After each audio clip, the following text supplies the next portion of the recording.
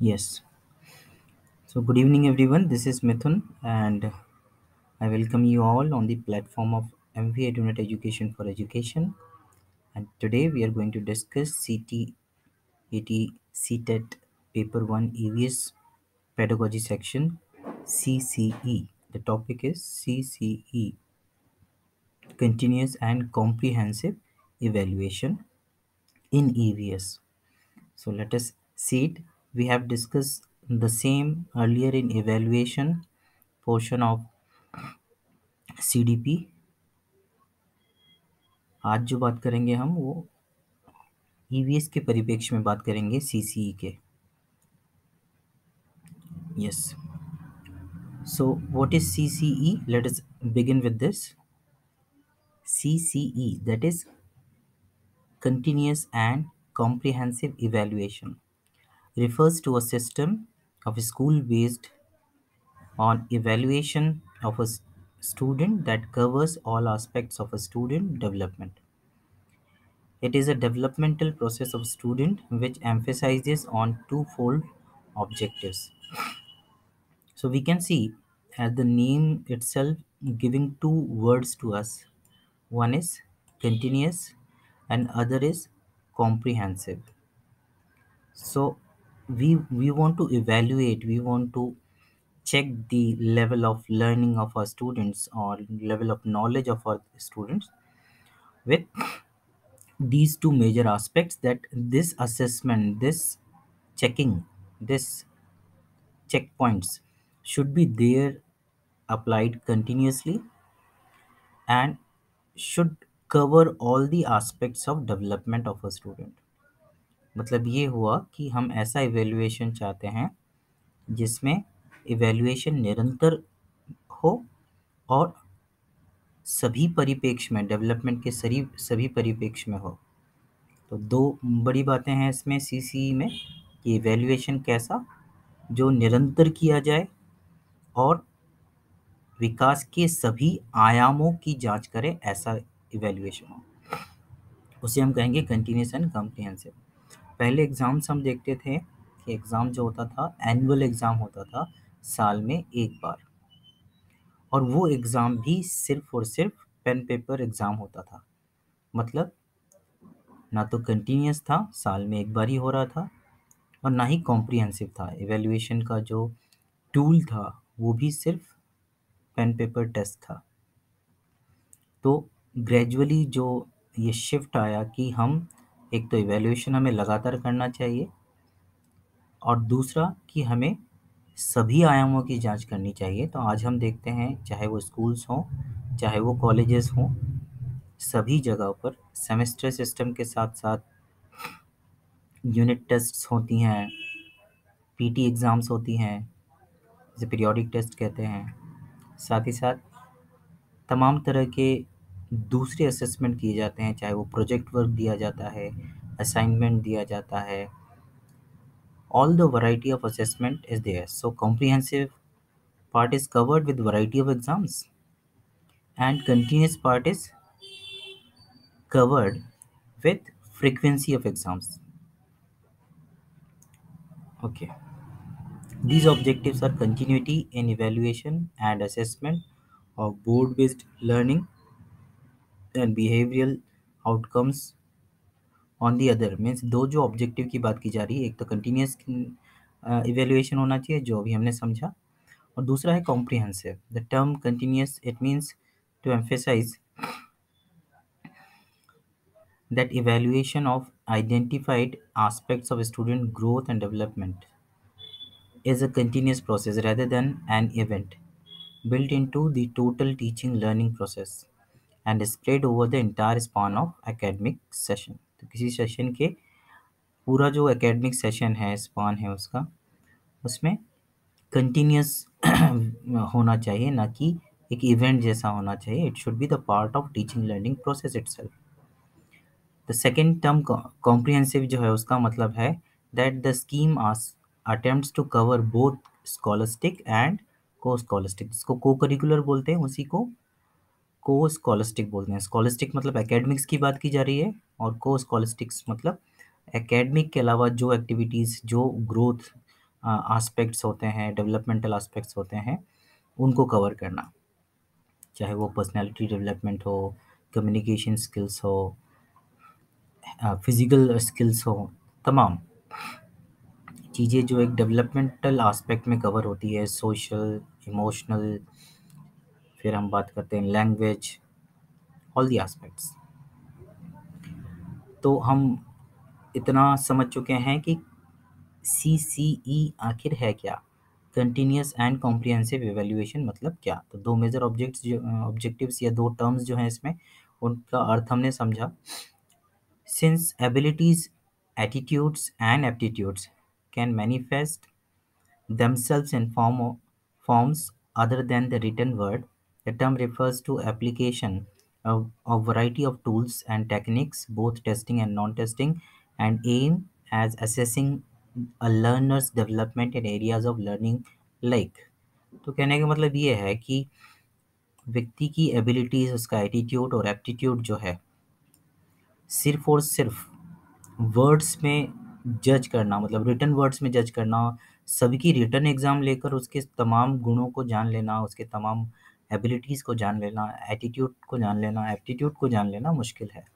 तो इसीलिए ये जो कॉम्प्रिहेंसिव वर्ड है या जो सीसीई का मकसद है, वो वैरायटी ऑफ टूल्स और टेक्निक्स यूज़ करने के लिए कहता है, असेसिंग लर्नर्स डेवलपमेंट।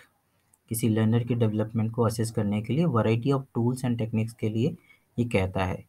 अब ये किन किन एरियाज़ का असेसमेंट करता है, तो उसके नॉलेज का, उसके अंडरस्टैंडिंग का, अप्लाइंग का, एनालाइजिंग का, इवेल्युएटिंग का और क्रिएटिंग का। तो आप याद करेंगे तो हम किसकी बात कर रहे हैं, ब्लूम्स टेक्सोनॉमी की बात कर रहे हैं। Yes, knowledge, understanding, applying, analyzing, evaluating, and creating. Yes, these all steps are there of thinking, of learning as per Bloom's taxonomy. अब continuous evaluation helps in bringing awareness of achievement to the child, teachers, and parents from time to time.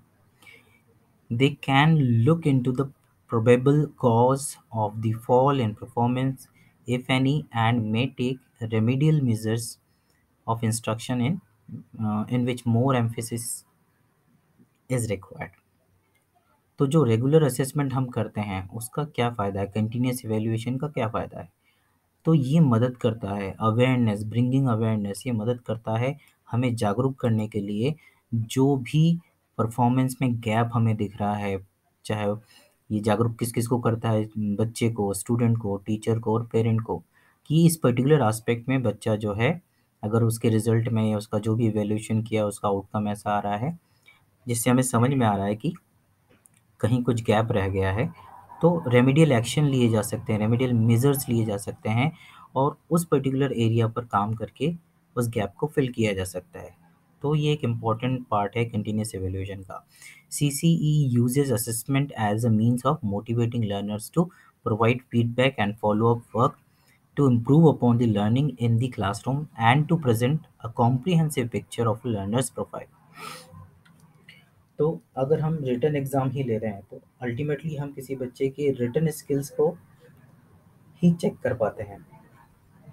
और अगर हम बात करते हैं, तमाम तरह के टेस्ट हम ले रहे हैं, चाहे वो रिटन हो या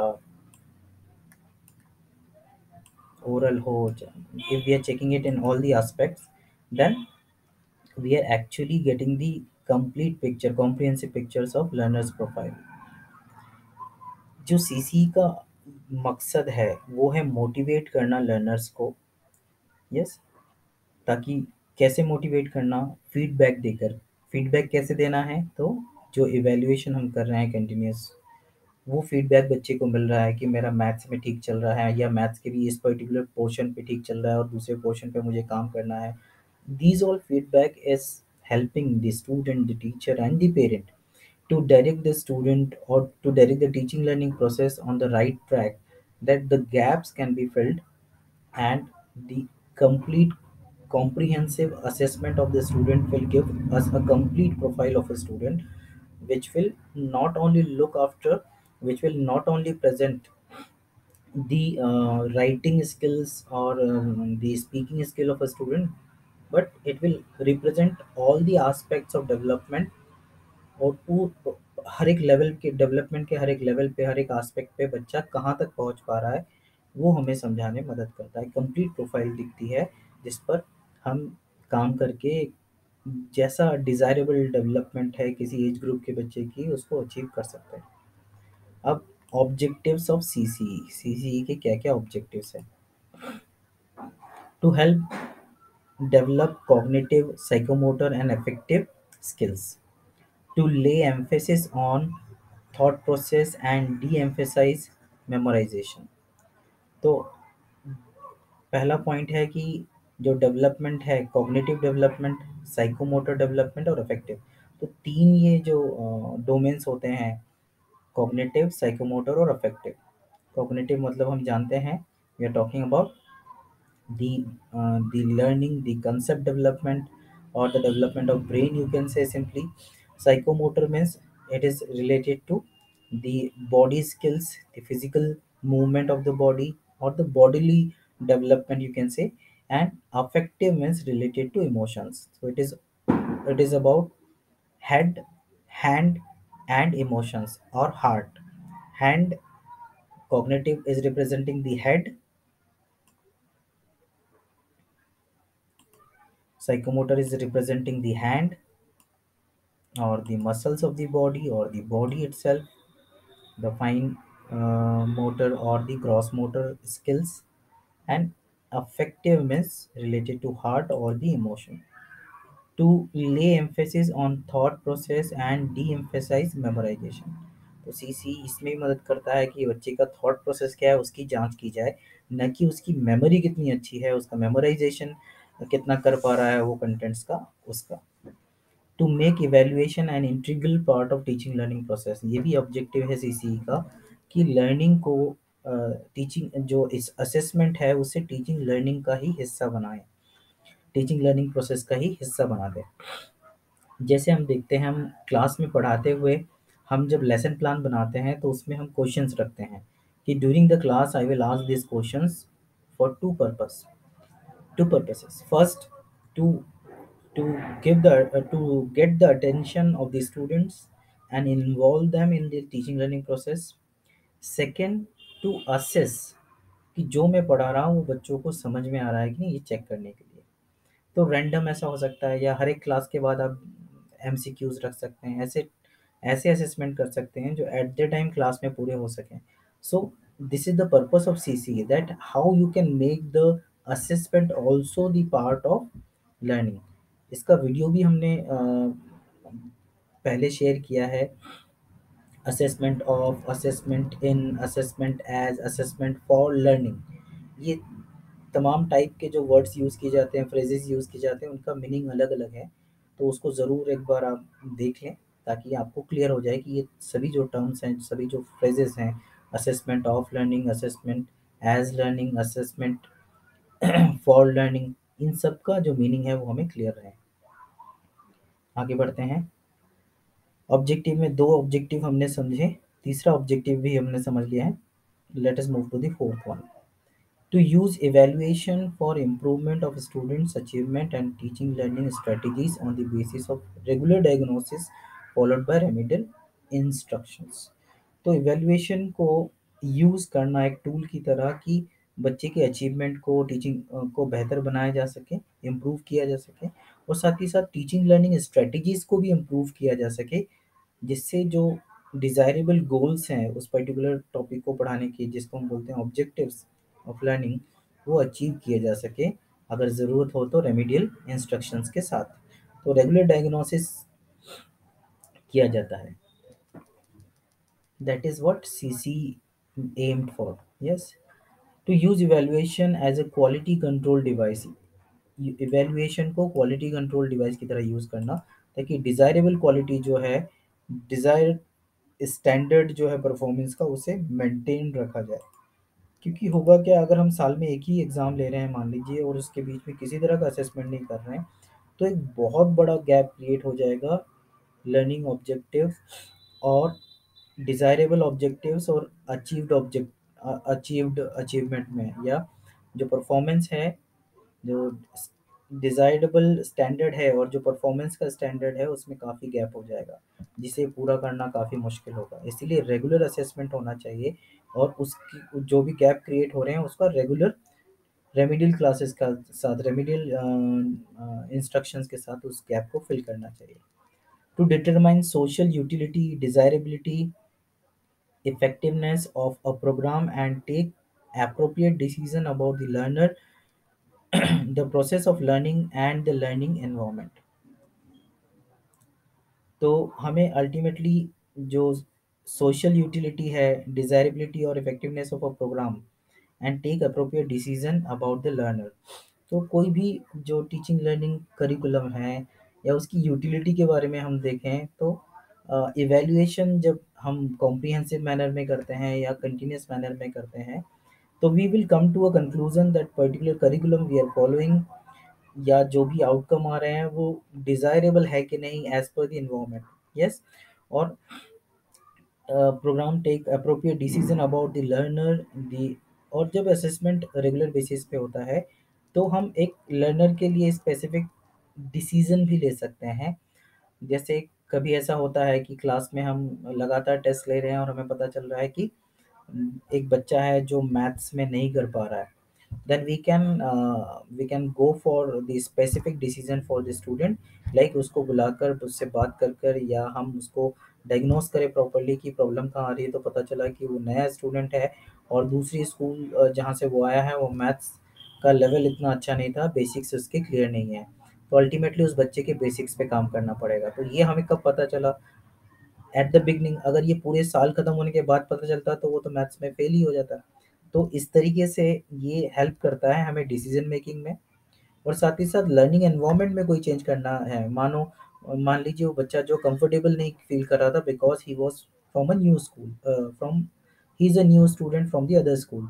सो ऐसे ऐसे कंडीशन में हम लर्निंग एनवायरनमेंट को और उसके कंफर्ट का बना सकते हैं, बेहतर बना सकते हैं, उस पर काम किया जा सकता है। तो ये कब हमें समझ में आएगा? जब असेसमेंट रेगुलर बेसिस पे होगा, तब हम एक कंक्लूजन पे आ पाएंगे। To make the process of teaching learning a learner centred activity, ये भी इंपॉर्टेंट है। अगर हम किसी इंडिविजुअल का जांच कर रहे हैं, रेगुलर डायग्नोसिस हो रहा है, रेगुलर असेसमेंट हो रहा है और किसी इंडिविजुअल के प्रॉब्लम्स को हम समझ पा रहे हैं, उसके साथ क्या चैलेंजेस आ रहे हैं, डिज़ायरेबल परफॉर्मेंस न कर पाने का क्या-क्या कारण सामने आ रहा है, तो इंडिविजुअली हम स्टूडेंट्स पे काम कर सकते हैं। तो एक तरीके से ये टीचर सेंटर्ड की जगह पर चाइल्ड सेंटर्ड अप्रोच को रिप्रेजेंट करता है। लर्नर सेंटर्ड एक्टिविटी है, सीसीई जो है वो लर्नर सेंटर्ड एक्टिविटी है।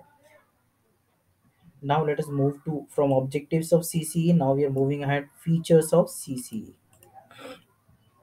It takes care of continual and periodicity aspect of evaluation. Continuous means assessment of student in the beginning of the instruction and assessment during the instructional process, done formally using multiple techniques of evaluation।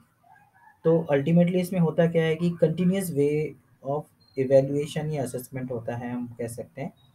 तो beginning में भी होता है, during भी होता है और eight the end of the content explained या पढ़ाने के बाद में। तो शुरुआत में हम कुछ प्रश्न पूछते हैं, ड्यूरिंग टीचिंग हम कुछ पूछते हैं और आखिरी में भी। तो कंप्लीट जो टीचिंग लर्निंग है, असेसमेंट उसी का हिस्सा होता है, integral part of teaching learning होता है।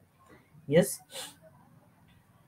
और ये जो इवैल्यूएशन है, ज़रूरी नहीं कि हम पेन पेपर टेस्ट के साथ ही करें। There are number of ways with which the evaluator can assess और the assessment can be taken. Periodicity means assessment of performance done frequently at the end of unit term। Ultimately periodicity का मतलब है कि ये frequency के साथ होता है, एक साइक्लिक प्रोसेस है जिसमें हर एक चैप्टर के बाद, हर एक यूनिट के बाद हम लोग जो है असेसमेंट करते हैं। The comprehensive component of CCE takes care of assessment of all round development of the child personality। तो अल्टीमेटली जो डेवलपमेंट यहाँ पर हम देखेंगे वो बच्चे के तमाम एस्पेक्ट्स में देखेंगे, क्योंकि कॉम्प्रिहेंसिवनेस की जो बात की जा रही है, सिर्फ यही नहीं नापा जाएगा कि बच्चा अच्छा आंसर रट के लिख सकता है क्या। उसके अलावा एमसीक्यूज ऐसे बनाए जाएंगे जिसमें कंसेप्ट बेस्ड हो, इसमें मगिंग अप से आपको फ़ायदा नहीं होगा, आपको अप्लाई करना पड़ेगा आपका नॉलेज। इसके बाद एक और चीज़ हो सकती है कि जो आपकी स्पीकिंग पे भी ध्यान दिया जा सकता है, उसका असेसमेंट जैसे हम एएसएल कंडक्ट करते हैं, assessment of speaking and listening. Yes, इसके अलावा हम जो अलग-अलग एक्टिविटीज़ देते हैं, चाहे वो रोल प्ले हो, ग्रुप डिस्कशन हो, प्रेज़ेंटेशन हो, प्रोजेक्ट हो, there are number of ways with which we can find out the overall development of a student, not only in the scholastic area. We can deal with co-scholastic also. तो scholastic area aspects include curriculum areas, subject specific areas, जबकि को scholastic क्या होता है, life skills के बारे में बात करता है, करिकुलर एक्टिविटीज़ के बारे में बात करता है, एटीट्यूड्स के बारे में बात करता है। एटीट्यूड मतलब होता है हमारा व्यवहार। यस, हमारा नॉलेज है उसको हम कैसे एक्सप्रेस करते हैं, वही हमारा हमारा जो नॉलेज होता है जो हमने गेन किया उसे हम एप्टीट्यूड कहते हैं, और उसको किस स्वरूप में हम एक्सप्रेस करते हैं, दैट इज़ व्हाट एटीट्यूड। हमने ये समझ लिया कि डेंगू कैसे फैलता है, ये हमारा एप्टीट्यूड हो गया, और उस नॉलेज की वजह से हमारे व्यवहार में क्या परिवर्तन आया, हम क्या प्रिकॉशंस लेने लग गए, that is what the attitude we have. Yes, attitude word generally हम उसका नेगेटिव मीनिंग निकालते हैं, हम बोलते हैं कितना एटीट्यूड दिखाता है, ये सारी बातें। पर यहाँ जो एटीट्यूड वर्ड यूज़ हो रहा है उसका ये मतलब है कि हमारे व्यवहार में क्या परिवर्तन आया हमारे ज्ञान के अर्जन से, that is what attitude over है। And values. यस, तो लाइफ स्किल्स की बात करता है जो कोर्स स्कॉलस्टिक है, तो ओवरऑल डेवलपमेंट तभी होगा जब बच्चा एटीट्यूड में भी, एप्टीट्यूड में भी, वैल्यूज़ में भी और लाइफ स्किल्स में भी बेहतर होगा। Yes, assessment in scholastic areas is done informally and formally using multiple techniques। तो असेसमेंट जो है स्कॉलस्टिक एरियाज का, जो सब्जेक्ट्स हैं, जो करिकुलम है, एकेडमिक वाला जो पार्ट है, उसको कई मल्टीपल टेक्निक्स से हम इवेलुएट कर सकते हैं, इनफॉर्मली भी और फॉर्मली भी। फॉर्मल एग्जाम्स जो हम लेते हैं जिसमें हम डेट डिक्लेयर करते हैं और उसका टाइम टेबल होता है, बाकायदा स्पेसिफिक टाइम होती है, हम पेरेंट को इन्फॉर्म करते हैं, और अल्टीमेटली वो एग्ज़ाम बहुत फॉर्मल वे में कंडक्ट की जाती है। इनफॉर्मल हम पढ़ा रहे हैं, उसके बीच में हमने जो टॉपिक पढ़ाया उसका एक टेस्ट ले लिया, या अगले दिन टेस्ट ले लिया, सडन टेस्ट ले लिया। दीज ऑल टेस्ट ओरल हो सकता है, टेस्ट प्रोजेक्ट बेस्ड, किसी बच्चे को बोर्ड पे बुला लिया और बोला ये वाला सम सॉल्व करके बताओ, this all will come under informal. ठीक है, diagnostic evaluation takes place at the end of, तो evaluation generally at the end of a particular session, at the end of a particular term conduct करते हैं। Evaluation और assessment में भी difference है, उसका वीडियो भी मैं आपको शेयर करता हूँ। ऑलरेडी हम इन चीज़ों पर डिस्कस कर चुके हैं। असेसमेंट इन को scholastic areas is done using multiple, को स्कॉलस्टिक के लिए भी तमाम तरीके हैं जिसके द्वारा को स्कॉलस्टिक या लाइफ स्किल्स की हम असेसमेंट कर सकते हैं। सीसी जो प्रोसेस आया था सीबीएसई का लार्ज स्केल पर, इसकी ट्रेनिंग पूरे कंट्री में सीबीएसई स्कूल्स में करना कंपलसरी था, ताकि सीसी जो है अपने एक्चुअल स्वरूप में एप्लीकेबल हो सके। बाद में इसमें कुछ मॉडिफिकेशन किया गया। Whatsoever the CCE itself, something which is moving to from traditional teaching to the from teacher centered approach to child centered और learner centered approach की तरफ हमें ले जाता है। Now functions of CCE, CCE के फंक्शंस क्या क्या है, अभी जो हमने बात की थी फीचर्स की, अब हम बात कर रहे हैं फंक्शंस की। It helps the teacher to organise effective teaching strategies. No doubt हम ऑर्गेनाइज कर सकते हैं। पहले हमने पढ़ाया और असेसमेंट करके देखा तो बच्चों को समझ में नहीं आया, या जो हमारे डिज़ायरेबल मीन मार्क्स थे वो अचीव नहीं हो रहे हैं। यस, तो फिर क्या करेंगे, फिर टीचर जो है वो अपनी स्ट्रेटेजी में चेंजेस लाएंगे और इफ़ेक्टिव टीचिंग स्ट्रेटेजीज़ तैयार करेंगे, ताकि और बेहतर रिजल्ट्स अचीव किए जा सके। Continuous evaluation helps in regular assessment to the extent of degree of learners progress. तो रेगुलर असेसमेंट करके हमें क्या डेवलपमेंट मिल रहा है किसी बच्चे में, उसका लेवल ऑफ लर्नर्स प्रोग्रेस जो है, डिग्री ऑफ लर्नर्स प्रोग्रेस जो है, हम उसको असेस कर सकते हैं, पता कर सकते हैं, है ना। Continuous evaluation serves to diagnose weaknesses and permit the teachers to ascertain certain individuals learners strength and weaknesses and her needs. It provides immediate feedback to the teacher. तो जो कंटिन्यूस इवैल्यूएशन होता है वो मदद करता है टीचर की कि वो किसी बच्चे की, किसी इंडिविजुअल बच्चे के वीकनेसेस, उसकी स्ट्रेंथ, उसके साथ क्या चैलेंजेस आ रहे हैं उसको समझ सके। तो इमीडिएट फीडबैक जो है मदद करता है कि डायग्नोसिस प्रॉपरली हो और उसका रेमेडियल प्रोसेस भी प्रॉपरली टीचर अडॉप्ट कर सके। By continuous evaluation, children can know their strengths and weaknesses. It provides the child a realistic self assessment of how they studied. It can motivate children to develop good study habits, to correct errors, and to direct their activities towards children can know their strengths and weaknesses. ये भी सही है, सिर्फ feedback teacher को नहीं मिल रहा है, उसके बच्चे को खुद भी पता चल रहा है। उसको बोर्ड पर बुलाया, एक सम करवाया, वो नहीं कर पा रहा है, जबकि सेम सम वो कॉपी में कर पा रहा था। फिर वो खुद को इवेल्युएट करेगा कि क्या डिफरेंस क्या आया यहाँ बैठ कर करने में और बोर्ड पर जाकर करने में। तो उससे पता चलेगा कि एक पर्टिकुलर टाइप के क्वेश्चंस पर तो उसकी कमांड हो गई, लेकिन जब रूट वाले क्वेश्चन आते हैं या पावर वाले क्वेश्चन आते हैं मैथ्स में, तब वो कंफ्यूज हो जाता है। या तमाम चीज़ें हो सकती हैं जिससे बच्चे को भी अपना स्ट्रेंथ का, अपने वीकनेसेस का पता चलता है।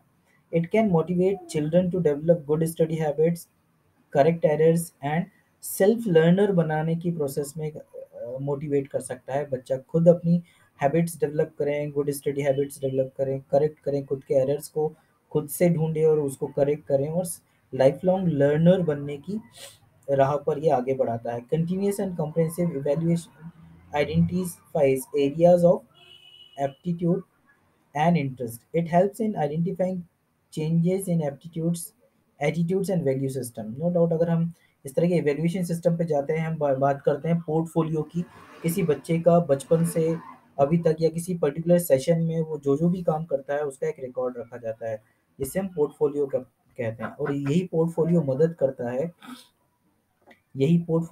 करता है किसी बच्चे के ओवरऑल डेवलपमेंट को ग्राफिकल वे में असेस करना, देखना कि उसका वैल्यूज़ में उसका कितना डेवलपमेंट हुआ, लाइफ स्किल में क्या चेंजेस आ रहे हैं, उसके उसके एप्टीट्यूड के द्वारा उसके एटीट्यूड में क्या चेंजेस आ रहे हैं, ये सब असेस करने को मिलता है। It helps in making decision for future regarding choice of subject, course and career. ये किसी बच्चे को एक खुद के डिसीजन लेने में और टीचर्स को भी डिसीजन लेने में मदद करता है कि बच्चा आगे क्या करना चाहता है या उसे किस ओर डायरेक्ट करना चाहिए। It provides information reports on the progress of students in the scholastic and co-scholastic areas and thus helps in predicting the future success of the learner। तो नो डाउट क्योंकि हम ओवरऑल एस्पेक्ट्स जो हैं development के उनको assess कर पा रहे हैं, उनको इवेल्युएट कर पा रहे हैं और समझ पा रहे हैं कि बच्चे की स्ट्रेंथ क्या है और बच्चा किस डायरेक्शन में आगे काम करेगा तो वो बेहतर करियर अचीव कर सकता है या लाइफ को बेहतर तरीके से जी सकता है, तो उस और भी हम प्रिडिक्ट कर सकते हैं, डायरेक्ट कर सकते हैं बच्चे को। Now next is aspects of CC. CC के क्या क्या एस्पेक्ट्स हैं? Scholastic assessment. The objective of scholastic domains are, no doubt scholastic मतलब हम एकेडमिक की बात कर रहे हैं, करिकुलम की बात कर रहे हैं। तो ऑब्जेक्टिव क्या क्या है स्कॉलस्टिक डोमेन के असेसमेंट के? Desirable behaviour related to learners knowledge, understanding, application, evaluation, analysis and the ability to apply it in unfamiliar situation। तो अल्टीमेटली जो ऑब्जेक्टिव है स्कॉलस्टिक डोमेन का, तो उसका नॉलेज कितना उसने गेन किया है, वो कितना समझता है किसी कंटेंट को, किसी टॉपिक को, अपने करिकुलम के सिलेबस को एप्लीकेशन कितना कर पा रहा है, कितना, मतलब जो हम लर्निंग के अलग अलग लेवल की बात करते हैं, उसी उसमें अलग अलग लेवल पर बच्चे को असेस करना कि वो पर्टिकुलर टॉपिक में किस लेवल तक पहुंचा है।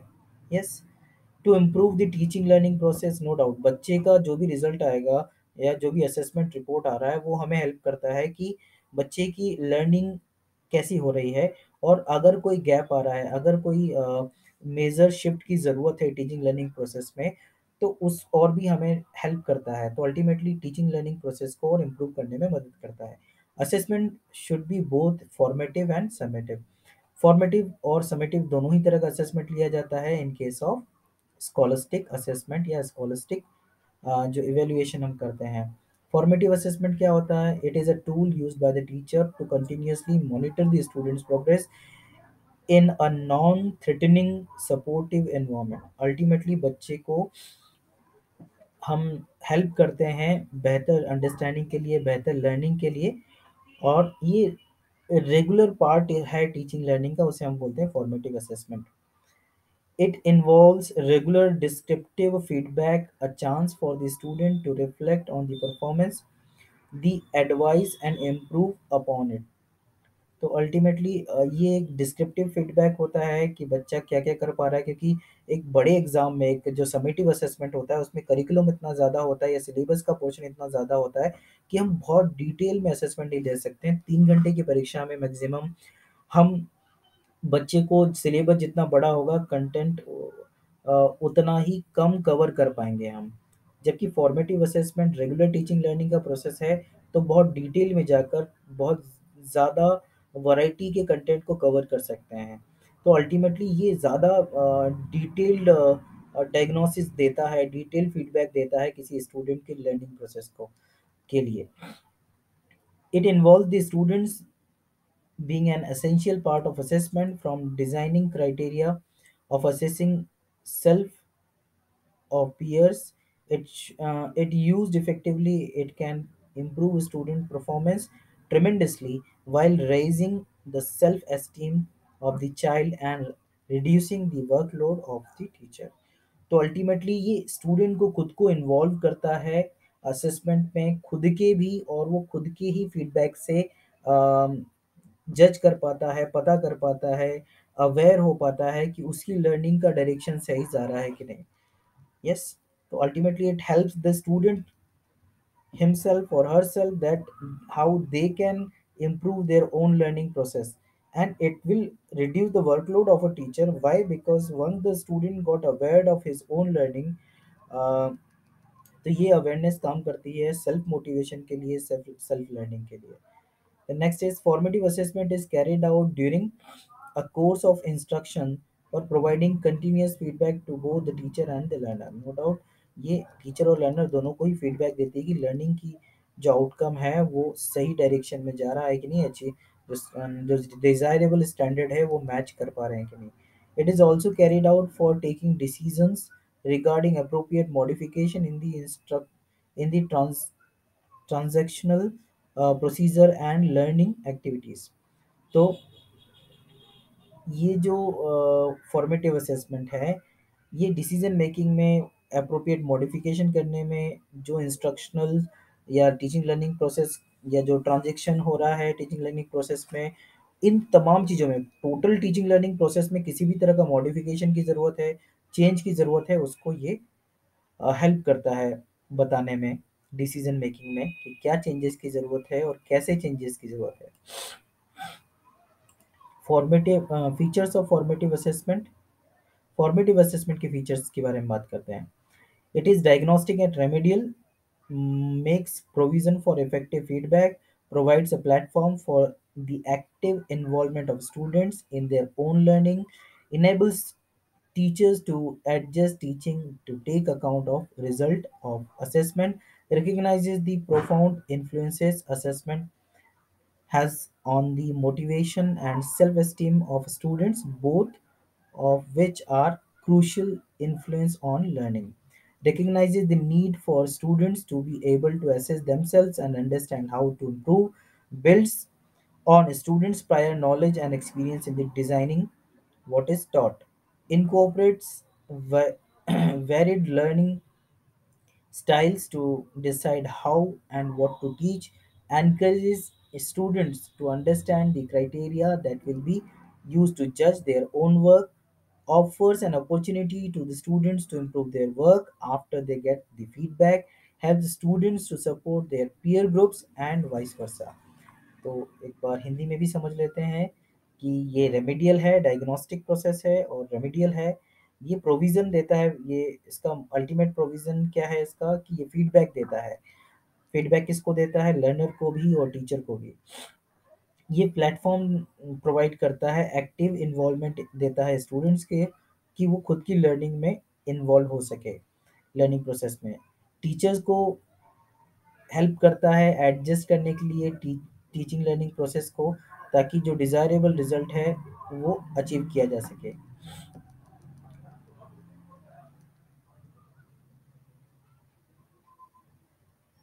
तो recognize the profound influences assessment has on the motivation and self-esteem of student, both of which are crucial influences on learning। तो ये रिकग्नाइज करता है क्या क्या इन्फ्लुएंस, असेसमेंट से हमें क्या क्या पता चल रहा है, वो फीडबैक मदद करता है मोटिवेट करने के लिए, सुधार करने के लिए लर्नर्स को, और उनके सेल्फ स्टीम को भी। क्योंकि रिजल्ट जो है किसी एग्जाम का, अगर इवेल्युएशन पे जाते हैं, जो समेटिव असेसमेंट में देखने को मिलता है, उसका रिजल्ट उनको ज़्यादा अफेक्ट करने वाला है अगर वो नेगेटिव होता है तो। जबकि यहाँ पर उनको ये मौका मिलता है कि वो सुधार कर सके। Yes, recognize the need for the student to able the assess themselves and understand how to improve। बच्चे खुद को रिकग्नाइज कर पाएंगे, कि खुद का असेसमेंट कर पाएंगे, खुद का लेवल ऑफ लर्निंग क्या है उसको समझ पाएंगे और उसे इम्प्रूव कर पाएंगे। Builds on students prior knowledge and experience in designing what is taught. ये भी ये भी बताया जाता है कि बच्चों का जो बेसिक नॉलेज है किसी टॉपिक को बिगिन करने से पहले, उसको भी डिज़ाइन किया जा सकता है, उसको भी जज किया जा सकता है, उसको भी कंसीडर किया जा सकता है before designing what is taught. कहने का मतलब ये है कि ये चाइल्ड सेंटर्ड अप्रोच है, जिसमें बच्चे की प्रीवियस नॉलेज को भी ध्यान में रखा जाता है जब फॉर्मेटिव असेसमेंट पर हम जाते हैं। तो एक तरह से उसका प्रीवियस नॉलेज जो है या एक्सपीरियंस जो है उसको जज करने का भी हमें मौका मिलता है। जैसे आप मैथ्स का कोई टॉपिक पढ़ाने वाले हैं, तो before starting it, formative assessment can take place to understand the level of student at that time and we can move ahead from there। incorporates बहुत अलग अलग स्टाइल्स में पढ़ाया जा सकता है। इवन स्टूडेंट्स को इन्वॉल्व किया जाता है कि असेसमेंट कैसे लिया जाएगा। हम देखते हैं अभी जिस तरह से टर्म वन और टर्म टू एग्ज़ाम होने वाली है बोर्ड क्लासेस की, 10th और 12th की, तो उसके लिए तमाम सैम्पल पेपर्स भेजे गए हैं ताकि बच्चे समझ सकें इस नया जो तरीका है एग्ज़ाम का उसको। साथ ही साथ इवन ओएमआर शीट का भी एक डमी ओएमआर शीट भी शेयर की गई है जिस तरह के एग्ज़ाम होने वाले, ताकि हर एक बच्चे की एक प्रैक्टिस हो सके। हर एक स्कूल जो प्री बोर्ड एग्ज़ाम्स लेती हैं वो प्री बोर्ड एग्ज़ाम लें और बच्चों की तमाम प्रैक्टिस जो है एग्ज़ाम से पहले हो जाए। तो ये जो तमाम प्रैक्टिस की जा रही है, that is the part of formative assessment which is helping the students to understand how they are going to be evaluated. Now offer an opportunity to the students to improve their work दे जब उनको अपने ही काम का feedback मिलता है लगातार, तो वो लगातार अपने ही काम को सुधार करने का उन्हें मौका भी मिलता है। Help student to support their peer groups and vice versa. No doubt इस सेल्फ असेसमेंट जो फॉर्मेटिव असेसमेंट हो रहा है वो बच्चों को हेल्प करता है, एक तो अपनी गलतियां ढूंढने के लिए, अपनी गलतियों को समझने के लिए और उसको उस गलती से उबर पाने के लिए। और साथ ही साथ जब इस तरह के सेल्फ लर्निंग प्रोसेस में बच्चा इन्वॉल्व होता है, then they can even helpful to each other to assess each other and to improve each other। आगे बात करते हैं, फॉर्मेटिव असेसमेंट हमने डिस्कस कर लिया, अब बात कर रहे हैं समेटिव असेसमेंट की। Summative assessment is carried out at the end of a course of learning. Term and पे लेते हैं। समेटिव का मतलब यही होता है कि हम एक समरी, एक कंप्लीट सम अप कर रहे हैं हम, है ना, स्टूडेंट ने कितना सीखा है पूरे कोर्स के दौरान उसको। It is marked according to the scale और सेट ऑफ ग्रेड्स। इसमें ग्रेडिंग की दी जाती है या परसेंटेज या मार्क्स दिए जाते हैं। Assessment that is predominantly of subjective nature, summative nature, sorry, will not be not will not by itself be able to yield a valid measure of the growth and development of the student। तो जो completely dominantly summative nature के होते हैं उससे हम सारे aspects बच्चों के जांच नहीं कर सकते हैं, क्योंकि 3 घंटे की एक परीक्षा में हम सारे एस्पेक्ट्स को कवर नहीं कर सकते, इवन किसी बड़े सिलेबस के सभी टॉपिक्स को भी कवर नहीं कर सकते। Over emphasis on examination marks that focuses only scholastic aspects. तो नो डाउट जो समेटिव रहते हैं एग्जाम्स, उनमें स्कॉलस्टिक एस्पेक्ट्स को ही ज़्यादा जज किया जाता है या समझा जा सकता है। Beside encouraging unhealthy competition, summative में ये भी एक परेशानी है कि एक अनहेल्दी कंपटीशन क्रिएट करता है। नॉर्मल आप क्लास में 4 क्वेश्चन दे रहे हैं, उस मैथ्स के 4 क्वेश्चन सॉल्व करवा रहे हैं बच्चों से, तो उसमें बहुत कंपटीशन आपको नहीं देखने को मिलती है। लेकिन जब फाइनल एग्जाम के रिजल्ट्स होते हैं तो no doubt every parent, every student will compare each other at किसको किससे ज़्यादा स्कोर मिला है and all. Features of summative assessment, assessment of learning, ये लर्निंग का असेसमेंट है कि पूरे कोर्स में बच्चे ने क्या सीखा। जनरली जनरली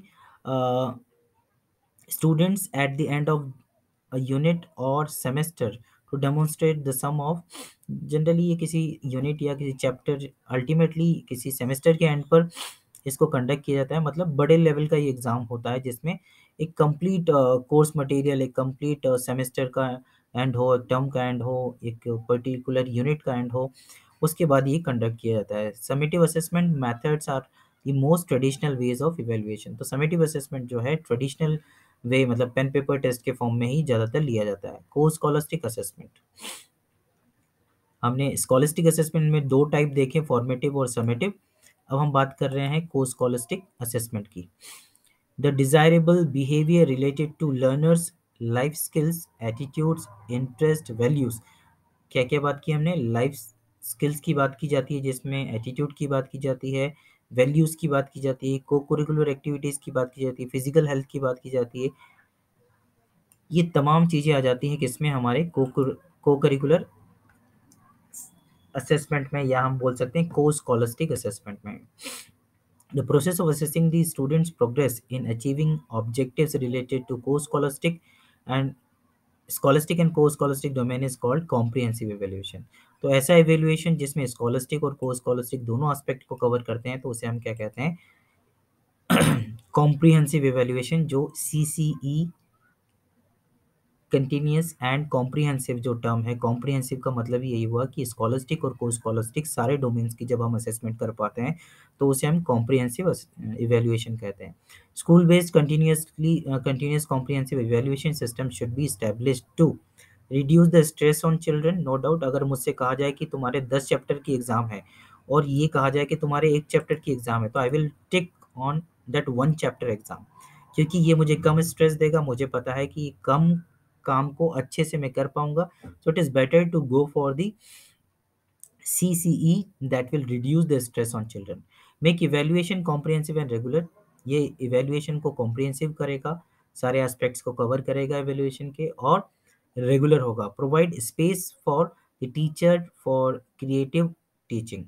No doubt, अगर हम जो को स्कॉलस्टिक पोर्शन पे जाते हैं, या सीसी को भी माने, या स्कॉलस्टिक और को स्कॉलस्टिक को एक साथ माने, तो जब हम को स्कॉलस्टिक को लिंक कर लेते हैं स्कॉलस्टिक से, जैसे आपको एसएसटी में डेमोक्रेसी, फीचर्स ऑफ डेमोक्रेसी पढ़ाना है, तो इस पे अगर डिबेट रख लेते हैं, इस पर अगर ग्रुप डिस्कशन रख लेते हैं, तो नो डाउट हमने क्या किया, हमने एक ग्रुप में डिस्कशन करने की स्किल्स को, that is again the part of life skill to work with a team, to work with a group, उसमें काम करते हुए हमने स्कॉलस्टिक को कवर किया और को स्कॉलस्टिक एस्पेक्ट को भी कवर किया। तो no doubt it provides a creative teaching opportunity for the teacher, it provides tools of diagnosis and remedial action. अब हमेशा हम पेन पेपर टेस्ट लेते हैं, किसी दिन हमने एमसीक्यूज का टेस्ट ले लिया, किसी दिन हमने किसी पोस्टर मेकिंग दे दी,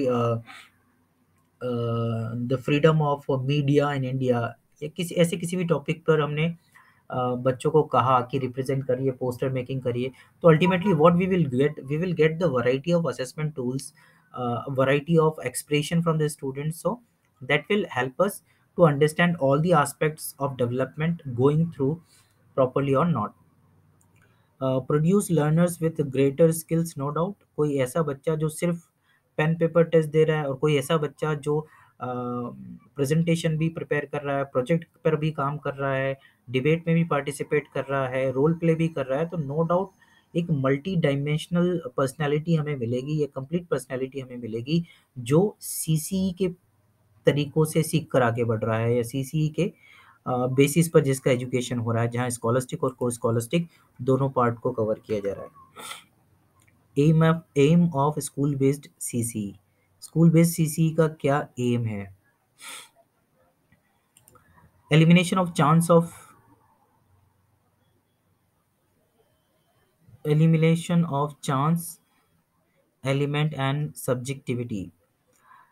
हाँ, अगर हम देखें कि हमने सिर्फ और सिर्फ साल के आखिरी में एग्ज़ाम लिया, और नो डाउट जब साल के आखिरी में लेंगे तो बहुत बड़े सिलेबस का इवैल्यूएशन हमें करना पड़ेगा।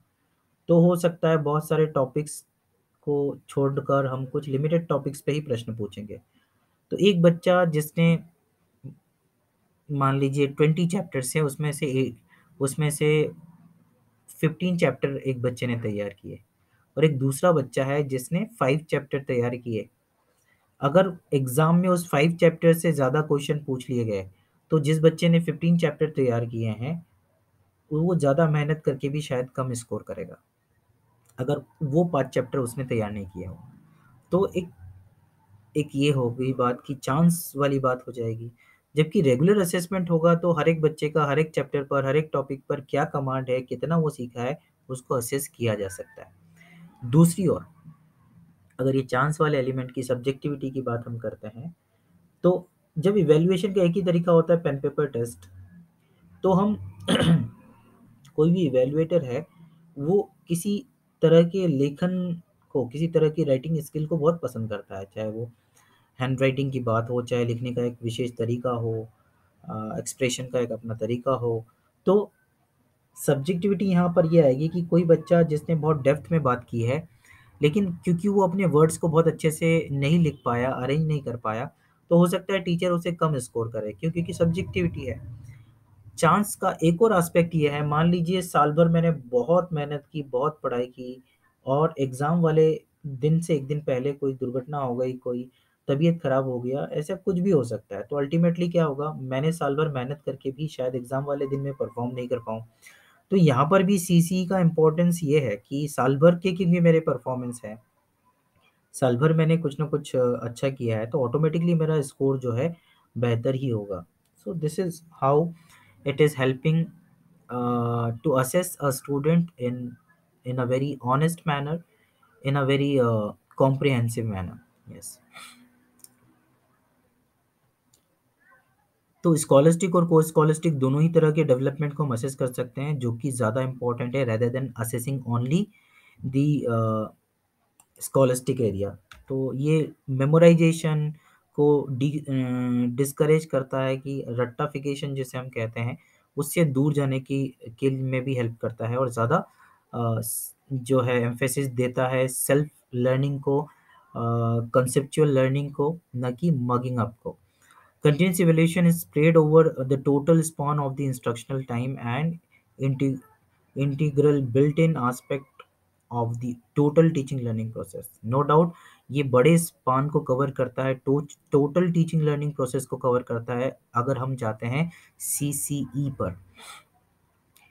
सीसीई जब भी हम बात करें तो हमारा ध्यान होना चाहिए कि हम फॉर्मेटिव असेसमेंट की ज़्यादा बात करते हैं, क्योंकि ये कंटिन्यूअस की बात करता है, क्योंकि ये वैरायटी की बात करता है, और उसको हम कंप्लीट भी करते हैं, मतलब फॉर्मेटिव असेसमेंट के साथ-साथ हम समेटिव असेसमेंट भी रखते हैं, ताकि ओवरऑल अगर हमें जज करना हो स्पेसिफिकली स्कॉलस्टिक एस्पेक्ट्स को, तो भी हम कर सकें, और इन डिटेल अगर हमें करना हो तो फॉर्मेटिव असेसमेंट भी उसमें होता है। That's why the CC is carrying both this formative as well as summative assessment.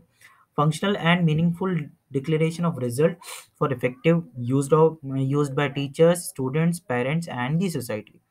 Wider uses of test results for purposes not merely for of the assessment of levels of people's achievement and proficiencies, but mainly for their improvement through diagnosis and remedial enrichment programs. मेरे ख्याल से आप बहुत अच्छे से अगर difference को समझना चाह रहे हैं फॉर्मेटिव और समेटिव को, तो आपको ज़रूर उस वीडियो पे जाना चाहिए which is telling the actual differentiation between the assessment and evaluation. तो असेसमेंट को हम फॉर्मेटिव असेसमेंट मान सकते हैं और समेटिव असेसमेंट को हम इवैल्यूएशन मान सकते हैं। तो यहाँ पर ये बताया जा रहा है कि ये सिर्फ मियरली इसलिए नहीं किया जा रहा है कि बच्चा के पेरेंट को पता चले कि उसको कितना स्कोर आ गया, बल्कि इसका अल्टीमेट एम ये है कि बच्चे को, पेरेंट को, टीचर को पता चले कि टीचिंग लर्निंग प्रोसेस में और क्या सुधार की गुंजाइश है। Improvement in the mechanics of conducting examination for realizing a number of other allied purposes, instruction of concomitant, concomitant changes in instructional materials and methodology, instruction of the semester system, introduction of the semester system. तो यहाँ पर ये बताया जा रहा है कि क्या-क्या तरीके हो सकते हैं, क्या-क्या बदलाव की ज़रूरत है, एग्ज़ामिनेशन पैटर्न में किस तरह के बदलाव की ज़रूरत है, इंस्ट्रक्शनल मटेरियल में और टीचिंग लर्निंग प्रोसेस में क्या-क्या बदलाव की ज़रूरत है, वो भी हमें बताता है, वो भी it is also giving us the feedback related to these things also. और सेमेस्टर सिस्टम को भी इंट्रोडक्शन मिलता है या इंट्रोड्यूस किया जा सकता है या इंट्रोड्यूस किया जाता है with the help of CCE system. The use of grades in place of marks in determining the declaring levels of the people performance। yes, ये भी एक इम्पॉर्टेंट फैक्टर है। कोई बच्चा 91 पे है, परसेंट आया है, और किसी बच्चे का 93% आया है, किसी बच्चे का 94% आया है, लेकिन ये जो परसेंटेज का 2% 4% का डिफरेंस है, ये कुछ क्वेश्चंस को, ये इतनी सब्जेक्टिविटी तो असेसमेंट में हो ही जाती है 2-4% का। यस, मतलब सेम कॉपी का बंच मैंने चेक किया और ऐसी ही कॉपी की फोटोकॉपी का एक बंच किसी और को दिया गया, तो हम देखेंगे अगर हम ओवरऑल स्कोर का मीन निकालेंगे तो 2 से 4% का डिफरेंस मिल ही जाएगा। That is just because of subjectivity. मतलब किसी एसएसटी का ही पेपर हुआ है मान लीजिए क्लास 10th का, और उसका एक बंच मुझे चेक करने के लिए दिया गया है, 20 बच्चों की कॉपी दी गई है। किसी और टीचर को भी 20 बच्चों की सेम कॉपी का फोटोकॉपी दिया गया है। अब अगर हम दोनों के ही स्कोर को चेक करेंगे तो हम ये पाएँगे कि हम दोनों के स्कोर का, मान लीजिए उन 20 बच्चों के स्कोर का मीन निकालते हैं, तो उसी में 2-4% का डिफरेंस मिल जाएगा just because we are 2 different person, same copy check कर रहे हैं। यस, तो दैट इज़, इसको खत्म करने के लिए ग्रेडिंग सिस्टम लाया गया कि एक बच्चा 92 वाला है, एक 94 वाला है, तो they both are belonging to the same grade, है ना? भले 1-2% का डिफरेंस हो, इट डज़न्ट मैटर, किसी और एग्ज़ाम में वो उलट भी सकता है। Yes, that's why the grading system is involved in the CCE. Now characteristics of school based CCE. क्या-क्या कैरेक्टरिस्टिक्स हैं स्कूल बेस्ड सीसीई के? School based evaluation has the following characteristics.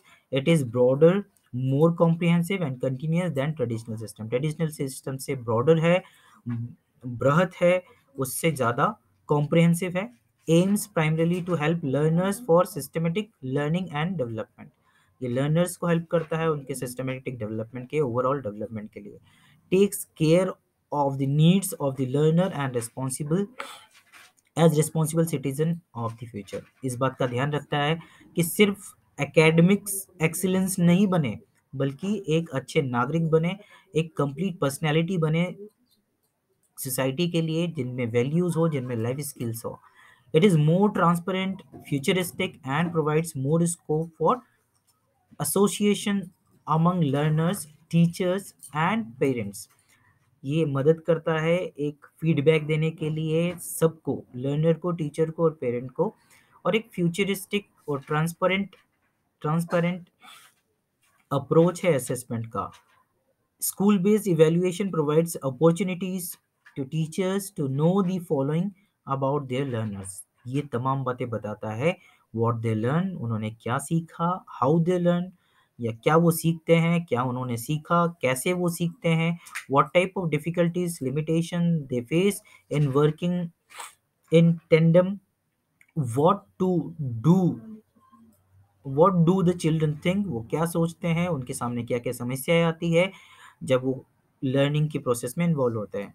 What do the children feel, वो कैसा महसूस करते हैं अलग-अलग situations में, चाहे वो असेसमेंट की हो, टीचिंग लर्निंग प्रोसेस की हो, टीचिंग एनवायरनमेंट की हो, what are their interest and dispositions, वो क्या पसंद करते हैं और क्या उन्हें पसंद नहीं आता.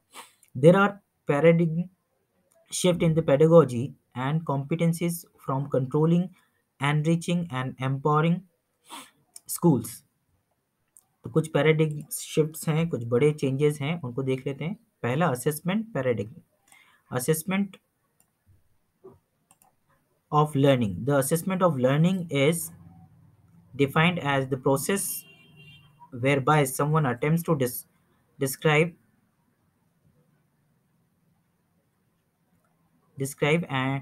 and quantify the knowledge, attitudes, of skills possessed by another. The teacher direction is paramount, and the student has little involvement in the design or implementation of the assessment process in these circumstances. तो actually जो मैं पहले भी आपको बता रहा था कि जो assessment of learning, assessment for learning, assessment in learning. So I will share a video for the same to cover this portion of assessment paradigm, like assessment of learning, assessment for learning, assessment as learning and assessment in learning. ये चारों का जो meaning है और explanation है, इसको हमने दूसरे वीडियो में कवर किया है. I will share the link of it. So will come in detail about these four phrases as I was talking about them earlier. Now let us come to certain number of questions related to this particular part we have covered. You can answer these questions in the comment box. CCE emphasize on the following steps to minimize stress on the child. Expect इनमें से किसे छोड़ दें तो बाकी सभी चीज़ें, steps जो हैं, मेजर्स जो हैं, वो सीसी अपनाता है या उसको एम्फेसाइज करता है स्ट्रेस को कम करने के लिए. So you can see the four options and you can answer it in the comment box. Now coming to the next question, question number 2. Which of the following is not an appropriate tool for formative assessment? इन चारों में से कौन सा जो है formative assessment को के लिए टूल नहीं है? Which among this is not the tool for the formative assessment? चार ऑप्शन है: assignment, oral question, term test, quiz and game. Third question is formative assessment in EVS at primary stage does not include. इनमें से क्या हम primary level पर EVS के formative assessment में include नहीं कर सकते हैं या यूज नहीं कर सकते हैं? Grading and ranking of students, identification of learning gaps of students, identification of deficiencies of teaching, enhancement of students learning. So you can answer it again in the comment box. So that's all from the topic CCE. इसमें से ये जो कुछ phrases हैं, assessment of, assessment for, assessment as, assessment in, ये चारों terms के लिए मैं आपको अलग से वीडियो शेयर करता हूँ जिस पे हम ऑलरेडी डिस्कशन कर चुके हैं. बाकी CCE जो पूरा प्रोसेस है कंटिन्यूस एंड कॉम्प्रिहेंसिव इवैल्यूएशन की, उसको हमने समझा कि क्यों उसको लागू किया जाता है, इसके मेजर ऑब्जेक्टिव्स क्या हैं. फिर हमने समझा स्कॉलस्टिक और को स्कॉलस्टिक एरिया के लिए कैसे इसको इम्प्लीमेंट किया जाता है. फॉर्मेटिव और समेटिव असेसमेंट क्या होते हैं, उनके फीचर्स क्या हैं, उनके कैरेक्टरिस्टिक्स क्या हैं. So that is all from my side for today under the topic CCE, specifically in EVS. Although it is not telling much about how EVS evaluation can be done with the help of CCE, but ultimately the basic concept of CCE has been discussed today. So, thank you. I'm Mithun signing off now. Take care. Bye bye. Vande Mataram.